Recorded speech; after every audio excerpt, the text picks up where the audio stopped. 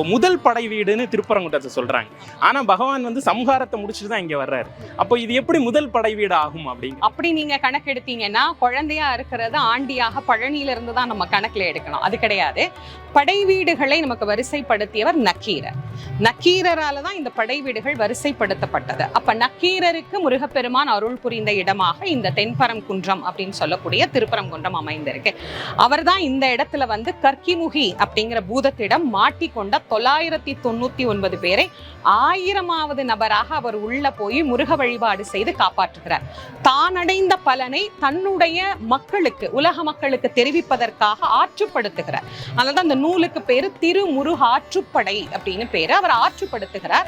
அப்படி அவர் ஆற்றுப்படுத்துகிற போது முருகனை எந்த இடத்தில் தனக்கு நலன் செய்தாரோ அதோடு இல்லாத ஆதாரங்களினுடைய அடிப்படையில மூலாதாரம், சுவாதிஷ்டானம், மணிபூரகம், அநாகதம், விசுத்தி, ஆக்ஞா. அதுல மூலாதார தலம் எதுன்னா திருப்பரங்குன்றம் தான். அப்ப அந்த வரிசையில தான் அவர் நமக்கு அதை பாடி தருகிறார். அதனால முதல்ல சுவாமி கல்யாணம் பண்ண இடம் அப்படிங்கிறது நமக்கு வந்துடும்.